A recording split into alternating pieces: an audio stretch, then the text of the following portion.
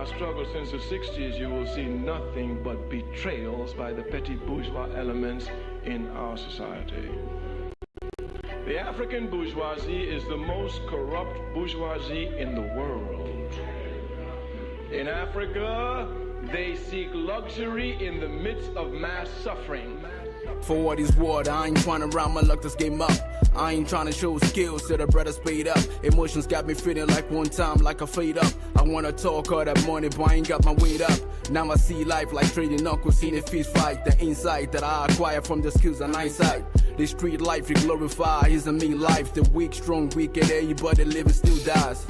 Back in the days I used to master these raps. She rapping fantastic, flick words like vocal gymnastics. Started with some slow words like nigga is spastic. I melt mics with these words like fire to plastics. I really miss them days. We used to throw dice, barefooted, now we making dough. We're buying 2 Nikes, taking misses on a cruise, dinner in the moonlight. We having dinner stuck in black history like 2 shots. But you must not think that they represent the people. They only represent their opportunistic self, using the people every step of the way.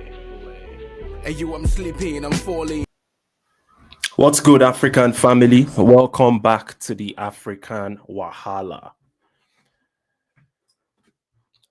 Togo, West African country, they've been under a very brutal dictatorship for 58 years by an individual and his children, the Gnassingbé family. So the Togolese people have finally decided to break out of the slavery by the Gnassingbés.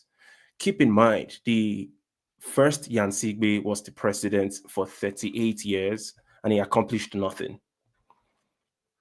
And then he died while he was the president, having destroyed all the institutions and personalized the country for himself, then handed over power to his son, Faure. Faure Gnassingbé has been in power for another close to 20 years. And the people have finally stood up. They're just sick and tired of these guys. I mean, how come it's the same problem in Africa, across, especially in West Africa? A lot of our countries have horrible leaders. And these guys have personalized the countries for themselves. And somehow the people almost never rise up against them. So it's a breath of fresh air, what they are doing in Togo and what they are doing in Kenya as well. As a matter of fact, the Kenyans from East Africa, I feel like they are the MVPs, in my opinion, because they always take to the streets. I'll tell you guys what, in my own personal opinion, I don't think these guys are going to survive. The Kenyan president and the corrupt leadership of William Ruto and the Gnassingbé administration in Togo and their corruption. I'm going to show you guys some events out of Togo, what is playing out, and why the people are protesting. It's the same reason. We already know why they're protesting, but I'll do you the honor to break it down and explain to you what exactly is happening.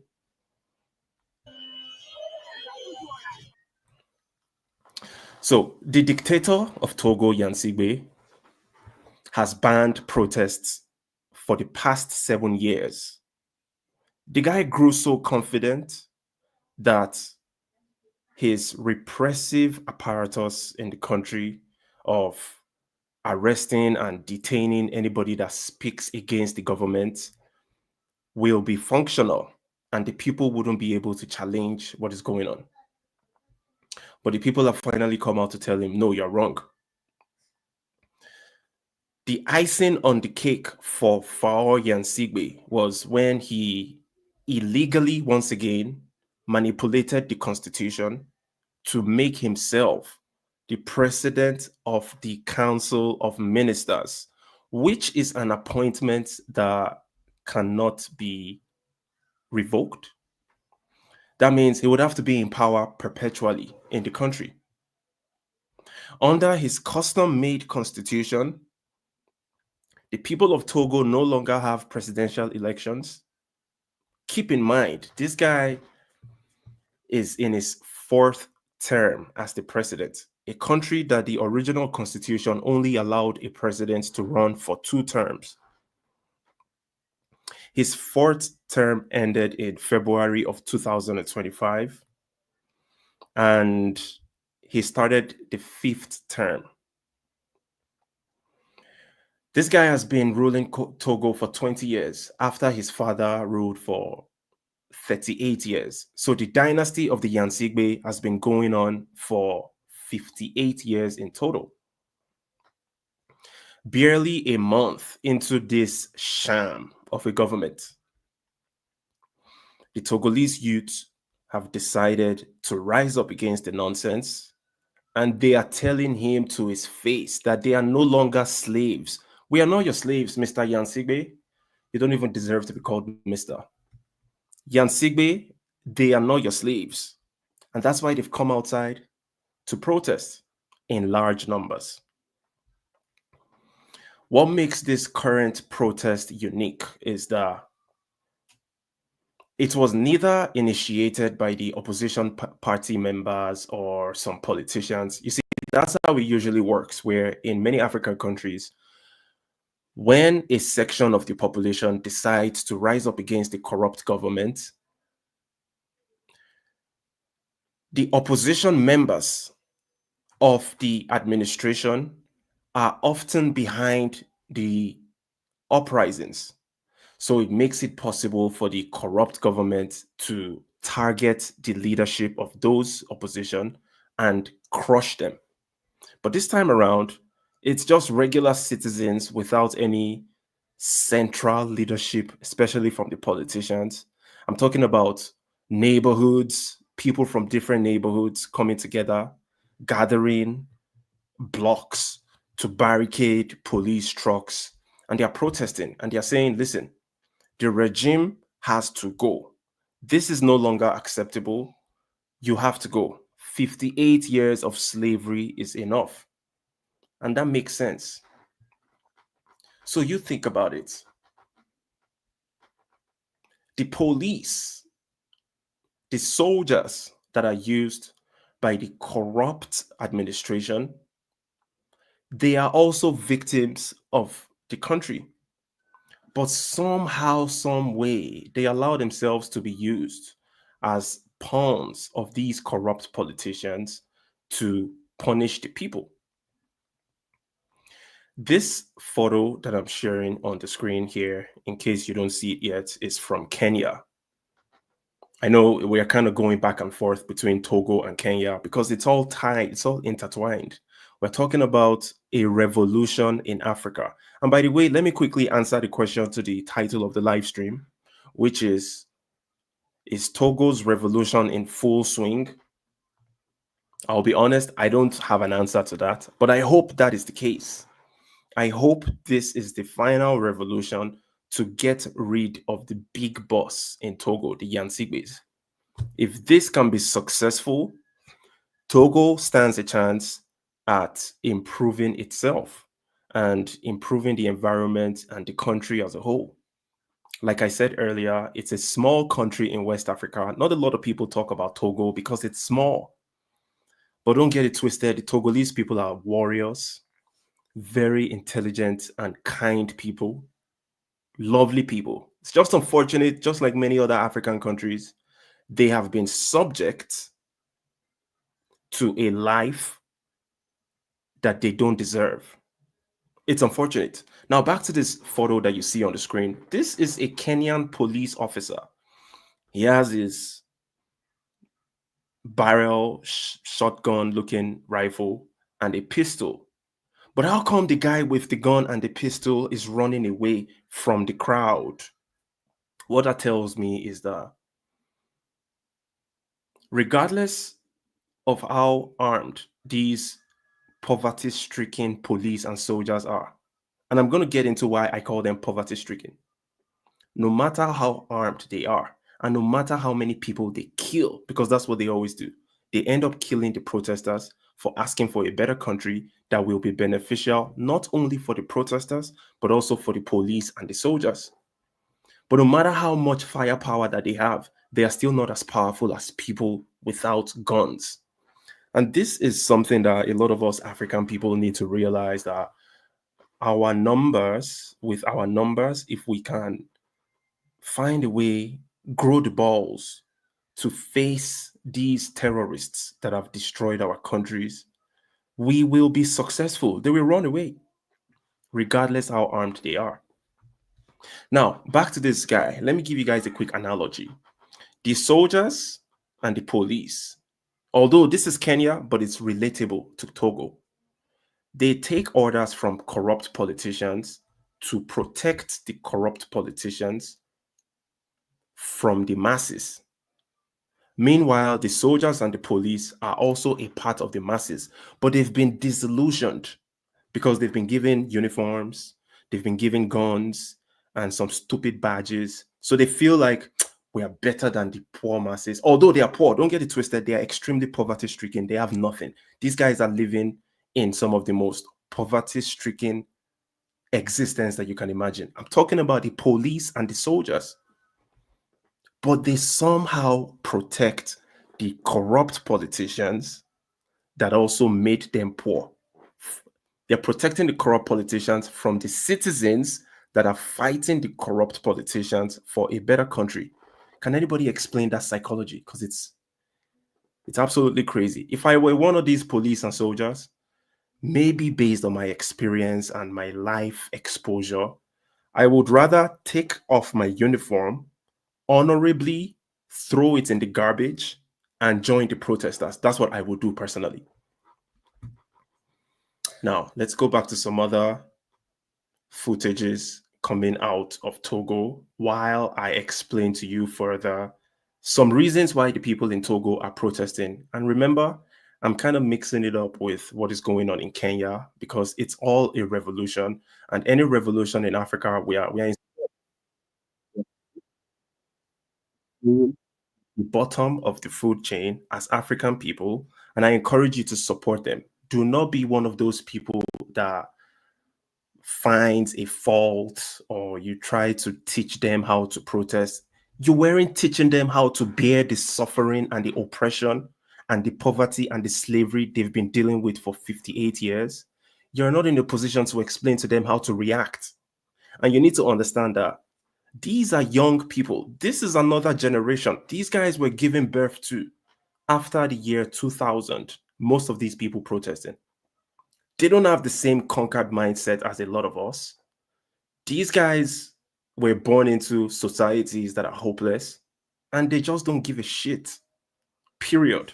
If you stand in their way, they will run you over.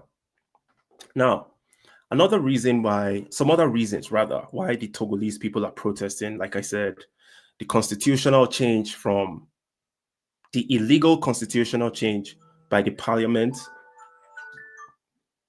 and Gnassingbé. That constitutional change made Gnassingbé, that illegal constitutional change made it possible for Gnassingbé to call himself the president of the minister of councils or some stupid ass shit like that. Doesn't even make any sense. Just wanting to be the president for life and to acquire more powers that makes it impossible for him to be removed, even though he has dipped the people of Togo into massive poverty. Number two, the Togolese people are sick and tired of the dynastic rule by the Gnassingbé family. Since 1967, this is 2025. 58 years, these guys have been in power, destroying Togo. That's another reason they are protesting. Number three, they are protesting against repression of dissent. Let me show you guys someone quickly that you might not know about. A very, very solid freedom fighter. I personally came across her about 5 years ago when she was supporting the End SARS campaign in Nigeria. You see, one thing about revolutionaries across Africa is that whenever there is an uprising against evil, against slavery by the African government, right? They tend to support Farida Bemba Naburema, this beautiful, strong lady, Togolese, has been campaigning against the Gnassingbés and their tyrannical rule for the longest time. And for that reason, she became a target. She had to leave the country. living somewhere else in safety, and she's continuing the work. So Farida Naburema is one of the heroes of Togo, as well as all the youths that have taken to the streets and protesting.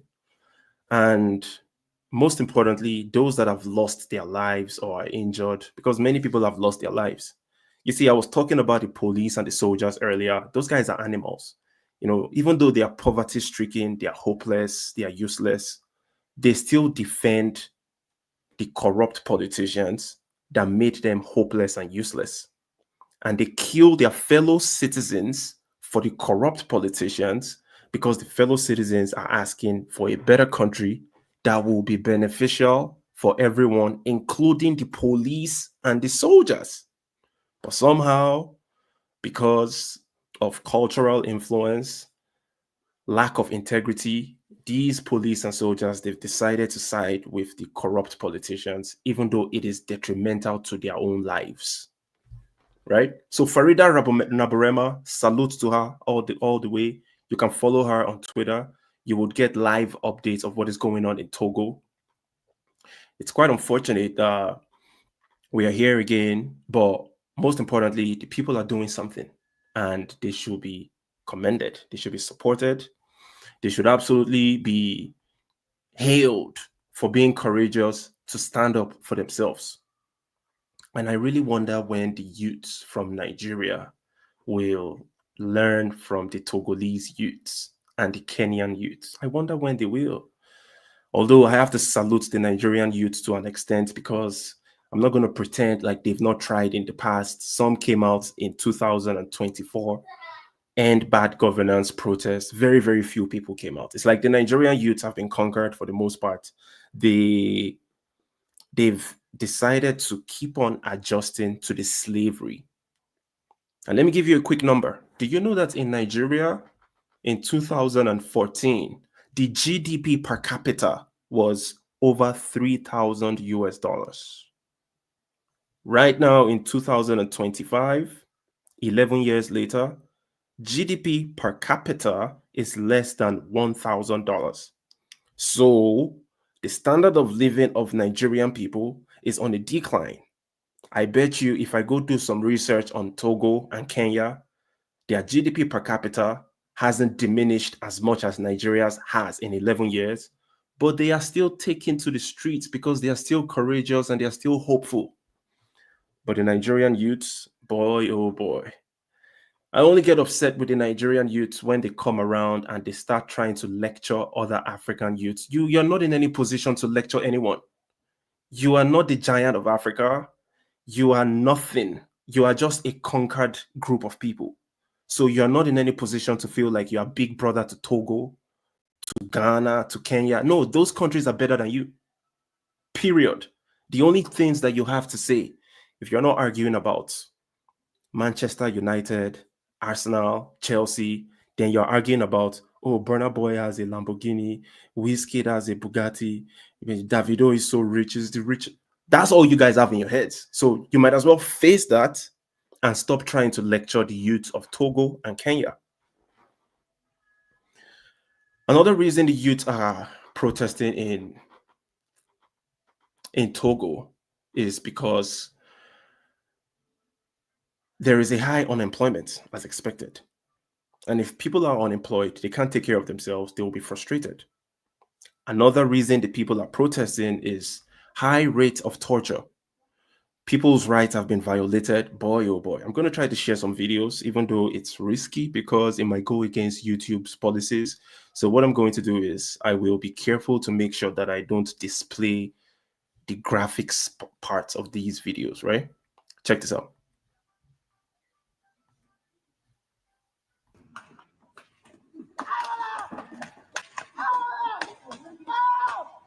So that is a sample. I'm sure you saw that sample. That's how the Togolese youths are treated by the poverty-stricken police.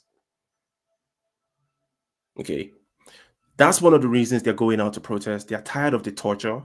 They're tired of the protest ban. They're tired of not having democracy. And I salute them 100%.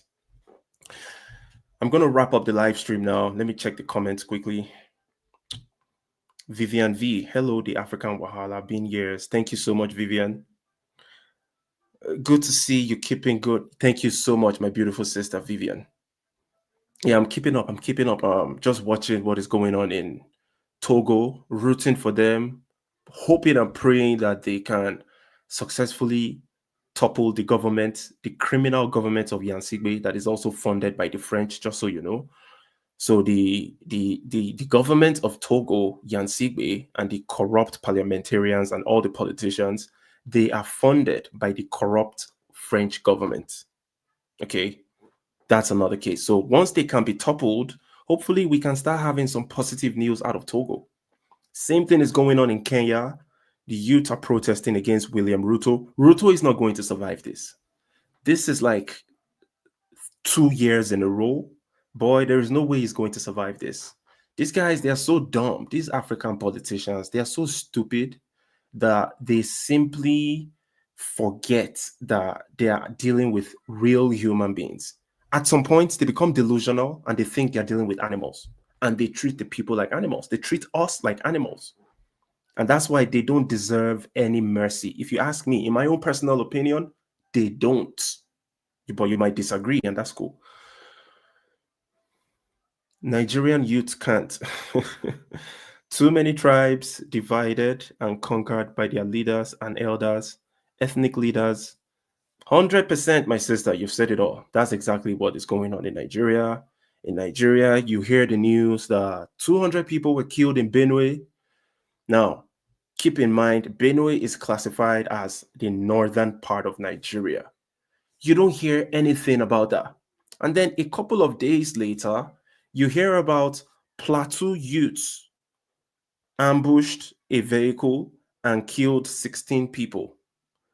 Then the North, the so-called North, will come around and make a statement. Oh, we are going against, we condemn what is going on in Plateau. They shouldn't have killed 16 of our people.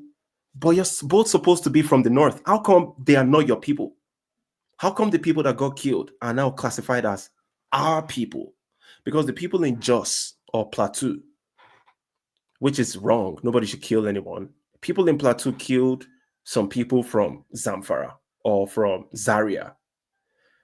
In the Nigerian context, they classify Benue, Plateau, and Zaria and Zamfara as part of the North. But then, when 300 people get massacred in Plateau by Fulani terrorists that are also from the North, the Northerners don't say anything.